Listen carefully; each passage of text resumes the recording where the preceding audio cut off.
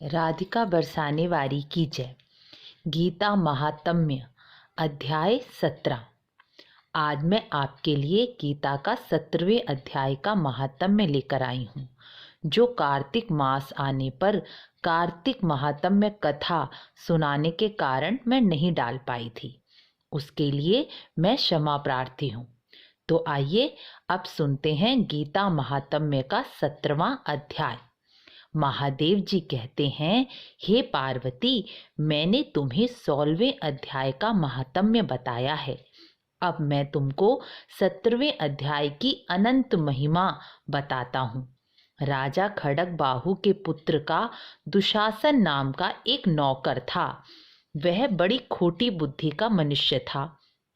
एक बार राजकुमारों के साथ धन की बाजी लगाकर वह हाथी पर चढ़ा और कुछ कदम आगे जाने पर लोगों के मना करने पर भी वह मूर्ख हाथी को कठोर शब्द की ध्वनि करने लगा, जिससे हाथी क्रोध में आ गया और दुशासन हाथी के ऊपर से गिर गया।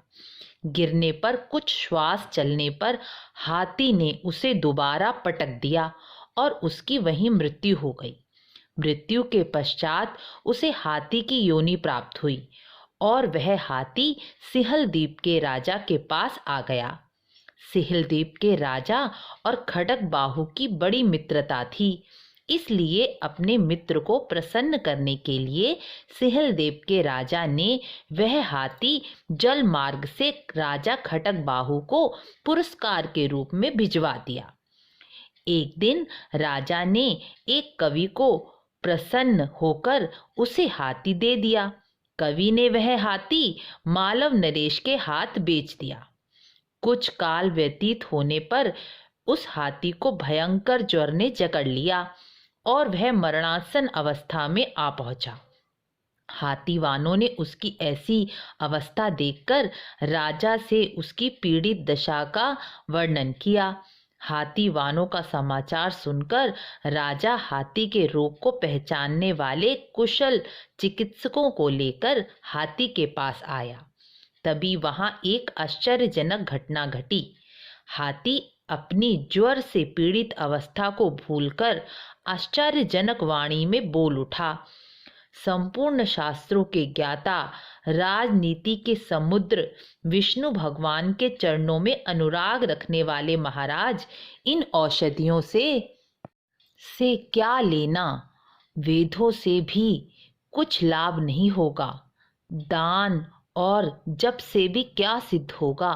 आप कृपा करके गीता के 17वें अध्याय का पाठ करने वाले ब्राह्मण को बुलाइए।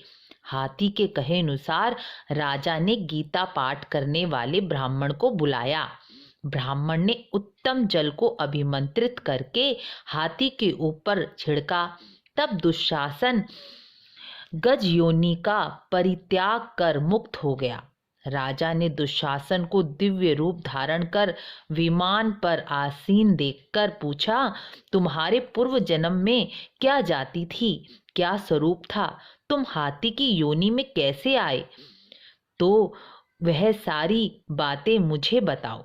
राजा के इस प्रकार पूछने पर संकट से छूटे दुशासन ने अपने पूर्व जन्म का हाल कह सुनाया, जिसे सुनकर राजा भी गीता के 17वें अध्याय का पाठ करने लगे और थोड़े समय में भी उनकी ही मुक्ति हो गई।